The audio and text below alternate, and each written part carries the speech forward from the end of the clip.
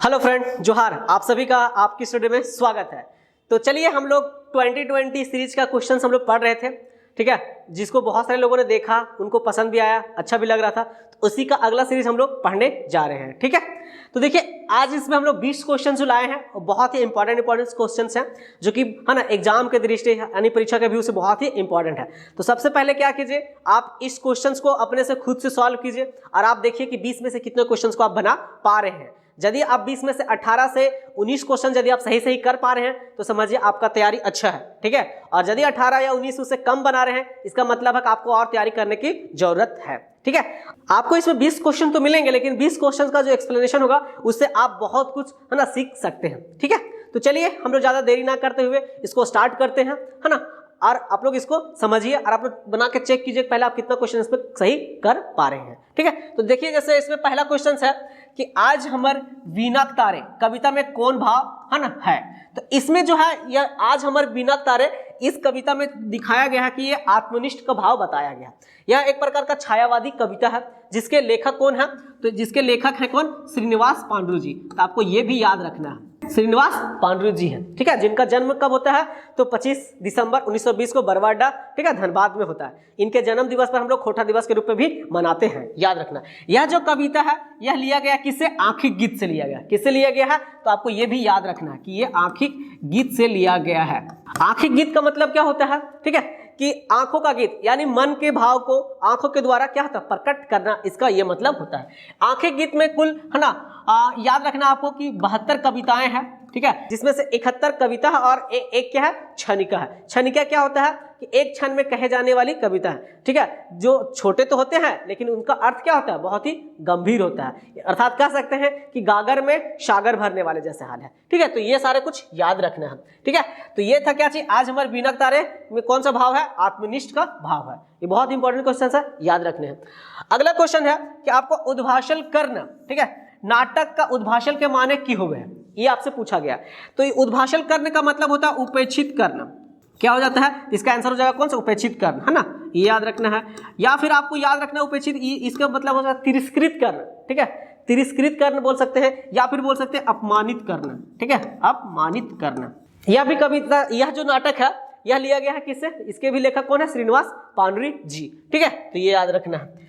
इस नाटक का जो प्रकाशन हुआ तो याद रखना कि 2012 में हुआ था पहली बार, और दूसरा हुआ था कब, तो 2019 में, ये याद रखना है, ठीक है। इसके पहले जो थे प्रकाशक थे वो थे नारायण महतो, और दूसरा था कौन, दूसरा जो प्रकाशन हुआ था 2019 में उसके थे पृथ्वी प्रकाशन। तो ये सब कुछ याद रखना है। आपको कमेंट बॉक्स में लिखना है कि उद्भाषण कर नाटक के भूमिका लिखवैया के थे, यानी इसको भूमिका कौन लिखे थे, ठीक है। ये कमेंट बॉक्स में आप जो लोग जरूर कमेंट करें। देखिए अगला क्वेश्चन है कि सत्यवती जो है ये केकर पत्नी रहो है। तो सत्यवती जो है यह किसकी पत्नी रहती है, संतानु की पत्नी रहती है। किसकी पत्नी रहती है, तो आपको ये भी याद रखना है। यह भी जो है क्वेश्चन लिया गया किससे, उद्भाषण कर नाटक में ये बात को मेंशन किया गया है, ठीक है, कि सत्यवती किसकी पत्नी रहती है, ठीक है, तो शांतानु की रहती है। तो ये याद रखने हैं। अगला क्वेश्चन है कि शेख भिखारी की जीवनी, है ना, कि शेख भिखारी की जीवनी केकर रचना लगे। तो इसके जो लेखक हैं ये है कौन, है ना, पारसनाथ महतो है। कौन है, पारसनाथ महतो। इसमें शेख भिखारी का जीवनी में बताया गया कि शेख भिखारी एक हमारे स्वतंत्रता है ना आंदोलनकारी थे। वो 1857 के क्रांति में, ठीक है, भारत को आजाद कराने में अंग्रेजों से लड़ाई किए थे। तो उसके बारे में इन्होंने उसमें वर्णन किया गया है, तो याद रखना। इसमें खास करके बताया गया कि भिखारी जो थे, है ना, शेख भिखारी, वो हमारे स्वतंत्रता संग्राम में कैसे कैसे अंग्रेजों को सामना किया, है ना, और इनके योगदान को, है ना, इसमें अच्छे से बताया गया है। तो आपको ये याद रखना है। इसके लेखक कौन है, तो पारसनाथ महतो जी है। ये भी आपको याद रखना है। देखिए अगला क्वेश्चन है कि निर्मल दास, ठीक है, कि निर्मल दास कौन काम करो हलन। तो निर्मल दास जो ये काम करते थे क्या चाहिए, बड़ा बाबू थे। क्या थे ये, बड़ा बाबू। यह जो क्वेश्चन था ये लिया गया किससे, तो आपको याद रखना देवता के खाए गए डाकिन, यानी छहियर कहानी संग्रह से लिया गया है। ये आपको ये भी याद रखना है कि ये छहियर, ठीक है, कहानी संग्रह में सम्मिलित है, जिसका 10वां जो कहानी है, ठीक है, देवता के खाए गए डाकिन, उससे लिया गया है। उसमें निर्मल दास जो क्या रहते हैं, वो बड़ा बाबू रहते हैं। इसमें इस कहानी में बताया गया कि इनका दूसरा शादी करते हैं, ठीक है, जो पत्नी लाते हैं वो दोनों से का बेमेल विवाह को इसमें ज्यादा बताया गया है, ठीक है, कि उनका जो नई पत्नी आती है वो उनके बातों को नहीं मानती है, नहीं सुनती है, वो अलग उनको मतलब ऐसो आराम की जिंदगी जीना चाहती है और फिल्म देखना चाहती है। उनका अलग अलग विचार रहता है। इस तरह से इस कहानी में पूरा बताया गया है, ठीक है। यानी बेमेल विवाह को इसके बताने का प्रयास किया गया है। तो आपको याद रखना है इस कहानी के लेखक कौन है, तो चित्तरंजन महतो चित्रा जी है, ये भी याद रखना है। कौन है? चित्तरंजन महतो चित्रा जी है, ये भी याद रखना है। इस कहानी का याद रखना है कि आपको इसका ना प्रकाशन कब हुआ था, तो पहला प्रकाशन इसका याद रखना है कि आपको ये हुआ था 2007 में हुआ था, ठीक है। और दूसरा प्रकाशन इसका याद रखना है कि दूसरा प्रकाशन हुआ था 2020 में, जिसके प्रकाशक कौन हुआ करते थे, तो पृथ्वी प्रकाशन के तहत हुआ था। तो ये भी याद रखना है किसके अंतर्गत, तो पृथ्वी प्रकाशन के अंतर्गत इसका हुआ था। तो ये सब कुछ आपको याद रखना है, ठीक है। चलिए आपको ये भी याद रखना है कि चित्तरंजन महतो चित्रा का जन्म जो होता है, ठीक है, ये 6 जून, ठीक है, 6 जून, ठीक है, 1946 को होता है, ये भी याद रखना है, ठीक है। कब? तो जितिया के दिन। कहां पर इनका जो होता है, लारी रामगढ़ में पड़ता है। ये छैयर कहानी में आपको याद रखना है कि टोटल 10 कहानी है। कितना कहानी है? 10 कहानी है, ठीक है, जिसमें पहला कहानी ही छैयर है और अंतिम कहानी कौन था, तो देवता के खाए गए डाकिन। ये सारे कुछ याद रखना है। दूसरा कहानी बोने क्लोर है। इस तरह से सारे कहानियों का नाम भी याद रखना है, कभी भी कोई कहानी पूछा जा सकता है। अगला क्वेश्चन है सरची जन्म ठाव का नाम बताना है, ठीक है। तो सरची का जन्म कहाँ हुआ था, तो इसका हुआ था महुआ बोन में, ये याद रखना है। यह जो कविता है यह लिया गया किसे, दामोदर कोराय से, जिसके लेखक कौन है, शिवनाथ परमाणिक है, ठीक है। ये सारे कुछ याद रखना है। इसमें सरची और कमल का प्रेम कहानी को बताया गया। दामोदर कोराय जो एक कैसा प्रबंध काव्य है। प्रबंध काव्य में 2 भाग होता है जी, एक महाकाव्य होता है और एक दूसरा खंड काव्य होता है। तो ये कुछ सारे याद रखने हैं। देखिए अगला क्वेश्चन है रहिस्का के, है ना, कि कफन कौन दे लेहल है, यानी रहिस्का के कफन कौन दिया था, तो याद रखना कि रहिस्का के दिया था, रहिस्का सबके अचरा फायर के दिया था। तो इसका आंसर ये हो जाएगा। यह जो कहानी है रहिस्का, इसके लेखक हैं डॉक्टर, ठीक है, BN ओहदार। तो आपको ये भी याद रखना है, ठीक है। यह एक तरीके से याद रखना है कि आपको शब्द चित्र है। यह क्या है, एक तरीके से शब्द चित्र है, जिसमें बताया गया कि रहिस्का के बारे में। रहिस्का क्या होता है, जब यह जन्म लेता है तो इसके शरीर पर क्या होता है कि ढोल का, नगाड़ा का, मांदर का, इस सब का क्या चिन्ह होता है, यानी एक तरीके से नाच गान में इसका ज्यादा रुचि रहता है, इसी कारण से इसका नाम रहिस्का हो जाता है, ठीक है। लेकिन लोग इससे दुश्मनी भी पा लेते हैं। ये सारे लोगों को मतलब बहुत पसंदीदा भी हो गया था, लेकिन कुछ लोग ऐसे थे जिनसे इनका दुश्मनी हो गया था, तो इसके कारण से सब कुछ याद रखना। इसका मृत्यु कैसे हो जाता है, तो यह नदी में बाढ़ में बह जाने के कारण से हो जाता है। इसलिए जितने सारे रहिस्का जो लोग थे वो सारे क्या कहते हैं, बहुत अफसोस करते हैं और अपना जब इसका मृत्यु हो जाता है तो आचर अपना फाड़ फाड़ के, ठीक है, और इसको कफन के रूप में देते हैं। तो यही सब इसको याद रखना है। इसके लेखक कौन है, डॉक्टर BN ओहदार, जिसको हम लोग, ठीक है, सब सांची के रूप में भी जानते हैं, ठीक है। इनका जन्म कब हुआ था, तो ये भी याद रखना कि 2 सितंबर कब, तो 1952 को हुआ था। कहाँ पर, तो ये हुआ था रामगढ़ के चेटर गांव में हुआ था। तो ये सारे कुछ आपको इनके बारे में भी याद रखना है, ठीक है। फिर याद रखना कि BN ओहदार ना खोटा निबंध के भी लेखक है, याद रखना है, ठीक है। चलिए अगला क्वेश्चन है कि हमर हाथे माला, ठीक है, कविता कौन भाव को देखा जाए, ठीक है। तो ये जो कविता है इसमें वियोग भाव को बताया गया है। यह जो कविता है यह लिया गया है आंखी गीत से। किससे लिया गया है, तो आंखी गीत से ये भी लिया गया है, ठीक है, याद रखना। जिसके लेखक कौन है, तभी जस्ट मैंने बताया कि आंखी गीत के लेखक कौन है, श्रीनिवास पांडुरी जी। तो ये याद रखना। इसमें बताते हैं कि हमर हाथे माला, ठीक है, कि हमर हाथे माला हाथे रहल हाय, ठीक है, भीड़े कारण पारली ना तोहर से मिले पाए, यानी कि हमारे हाथ का जो माला था हमारे हाथ में ही रह गया, माना हमारे मन का जो इच्छा था वो हमारे मन में ही रह गया, ठीक है, हम आपसे नहीं मिल पाए, ठीक है। एक तरीके से वो प्रेमिका के बारे में बता रहे हैं कवि, है ना, कि वो अपने प्रेमिका से वो नहीं मिल पाते। तो ये कैसा भाव को बता रहा है इसमें वियोग भाव को बताने का प्रयास किया है, ठीक है। यह याद रखना एक प्रकार का ये छायावादी कविता है। तो ये याद रखना सब कुछ। देखिए अगला क्वेश्चन है कि नाच बांदर नाच रे, ठीक है, कविता में बांदर केकरा कहल गेल है। तो नाच बांदर नाच कविता जो है यह भी आंखी गीत खोटा कविता संग्रह में सम्मिलित है। इसमें बांदर जो बोला गया है वो यहाँ के सोच मनुष्य के बोला है, यानी झारखंड की अर्थव्यवस्था, यहाँ के जो लोग हैं उनको बोला गया है। क्योंकि जो बाहरी लोग हैं, यानी जिसको मदारी बोला जा रहा है ना, क्योंकि बाहरी लोग जो क्या कर रहे हैं, यहाँ के झारखंड की अर्थव्यवस्था को क्या कर रहे हैं, शोषण कर रहे हैं। क्या कर रहे हैं, शोषण कर रहे हैं, ठीक है, झारखंडियों को सता रहे हैं इस तरह से। इसमें बताया गया है कि नाच बांदर नाच रे, मोर चाहे बाँच रे, ठीक है, इस तरह से, यानी यहाँ झारखंड की अर्थव्यवस्था को क्या कर रहे हैं, बाहरी लोग शोषण कर रहे हैं। तो पूछा गया कि बांदर किसको कहा गया, तो बांदर क्या बोला गया कि यहाँ के मनुष्य को बोला गया। अब मदारी किसको बोला गया है, तो मदारी बोला गया बाहरी लोग को। याद रखना है किसको बोला गया है, तो बाहरी लोग को बोला गया है। ये सारे कुछ याद रखना है, बाहरी लोग को, ठीक है। चलिए अगला क्वेश्चन है कि राजा सब केकरा बांधे खोजो हत। तो राजा सब बांधने खोजता है किसको, बुद्धि और ज्ञान को। यह क्वेश्चन लिया गया किससे, स्वागत कविता से। स्वागत कविता जो है यह खोटा काठे पैदे खंडी से लिया गया है। जिसके लेखक कौन है, तो डॉक्टर AK झा है। ठीक है, याद रखना है। जिनका जन्म ठीक है 20 जून 1939 को होता है, कहां पर, चंडीपुर बोकारो में। तो ये सब याद रखना, उनको ठीक है झारपात के नाम से भी जाना जाता है। किनको, तो डॉक्टर ए के झा को, ठीक है, क्योंकि वो मौसम में विज्ञान में ज्यादा है ना लगाव रखते थे, जिसके कारण से ठीक है मौसम का सटीक भविष्यवाणी करते थे। इसके लिए उन्होंने एक धरा गगन सिद्धांत को भी प्रतिपादन किया था। तो इस कविता के माध्यम से बताने का प्रयास कर रहे हैं कि बहुत सारे राजा जो आए ठीक है, लेकिन बुद्धि को ठीक है वो बांधने का प्रयास कर रहे थे। किसको, बुद्धि को बांधने का प्रयास कर रहे थे, लेकिन वो बुद्धि को बांध नहीं पाए। ठीक है, बुद्धि क्या हमेशा आगे बढ़ते ही जा रहा है, उसको कोई बांध नहीं पाया। तो इसका आंसर ये याद रखना है कि बुद्धि ज्ञान को बांधने के लिए राजा बहुत सारे आए गए, लेकिन प्रयास किया, लेकिन कोई बुद्धि को बांध नहीं पाया। तो किससे लिया गया है ये क्वेश्चन, ये स्वागत कविता से लिया गया है। ठीक है, ये सुपर इंपॉर्टेंट क्वेश्चन है, याद रखना है आपको। देखिए अगला क्वेश्चन है कि दादा भरोसे कतारी, कि दादा भरोसे कतारी की लागे। यह एक प्रकार का क्या है, लोकोक्ति है। लोकोक्ति को हम लोग कहते हैं क्या चीज, कहावत कहते हैं। क्या कहते हैं, कहावत कहते हैं।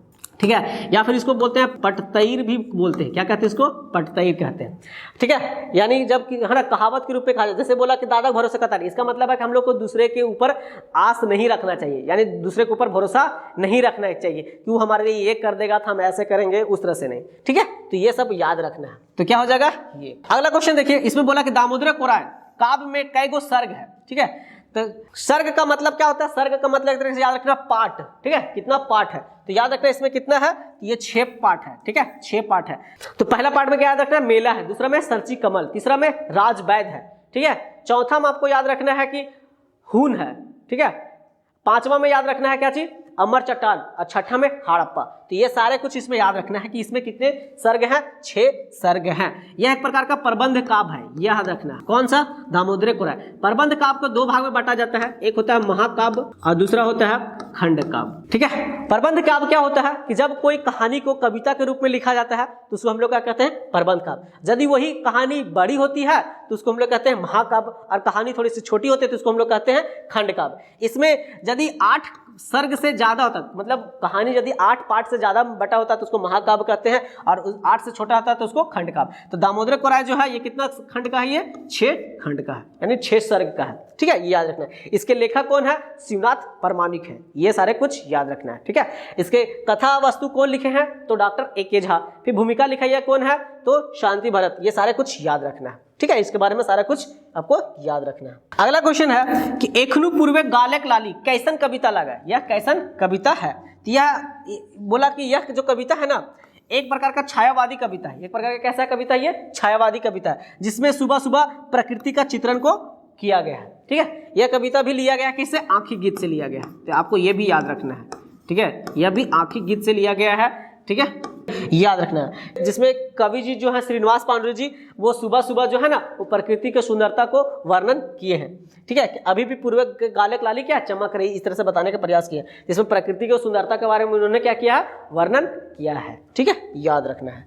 चलिए, आंखें गीत जो है ना इसको याद रखना कि आंखें गीत जो कविता है इसके भूमिका लिखवैया क्या है, आपको कमेंट में बताना। ठीक है, कि इसका भूमिका लिखवैया क्या है, इसको कमेंट में आपको बताना है कि इसका भूमिका लिखवैया क्या है।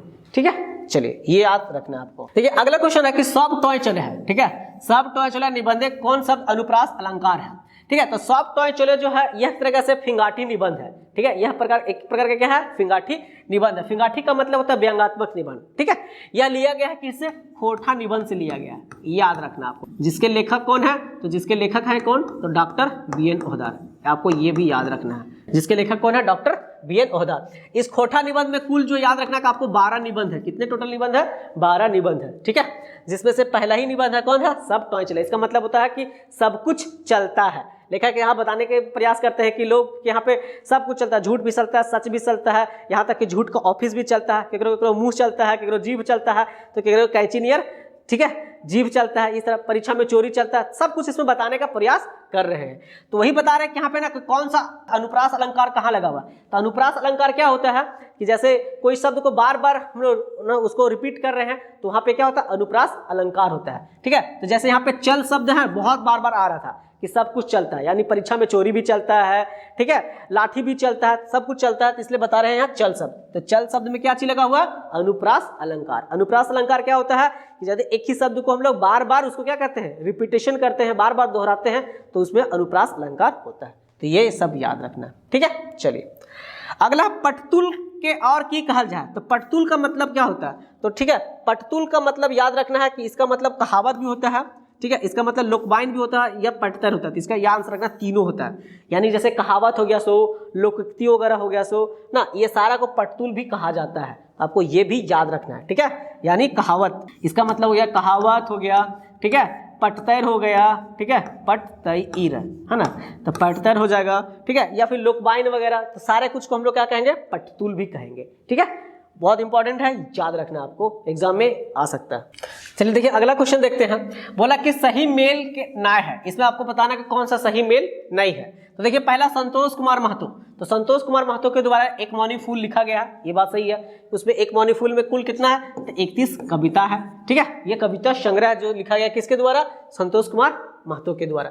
दूसरा शिवनाथ परमानी के द्वारा ताताला रहमाल, ठीक है, यानी ठंडा और गर्म, तो ये भी इनके द्वारा लिखा गया, ये भी सही है, यानी ये भी सही, ये भी सही है, ठीक है। फिर एक देखिए सुकुमार के द्वारा लिखा गया है ये वाला कि ज्वाला दहेज की, ये इनका एक हिंदी रचना है, तो ये भी क्या हो जाएगा, सही हो जाएगा। इसका कौन सा गलत है, ये कौन सा मेल सही ना है, इसका ये वाला आंसर हो जाएगा, ठीक है, यानी प्रत्योष कुमार प्रजापति, ठीक है, इनका द्वारा ये लिखा गया नहीं है, तो आपको ये याद रखना है, ठीक है। चलिए अगला क्वेश्चन है कि फदराहा के स्त्रीलिंग आता है, यानी फदराहा के पूछा गया कि इसका स्त्रीलिंग क्या होगा, तो फदराहा का स्त्रीलिंग क्या हो जाएगा, फदराही हो जाएगा, ठीक है। ये आपको जैसे पता होना चाहिए कि खोटा में लिंग हम लोग का कितना पढ़ते हैं, तो खोटा में जो लिंग है वो 3 प्रकार का होता है, ठीक है, आपको ये याद रखना है। खोटा में लिंग कितना प्रकार का होता है, 3 प्रकार का, ठीक है, जिसमें से पहला होता है स्त्रीलिंग, आपको ये याद रखना है। दूसरा पुल्लिंग होता है, ठीक है, ये हो जाएगा उभयलिंग, यानी उभयलिंग वाला ये याद रखना है आपको, ठीक है।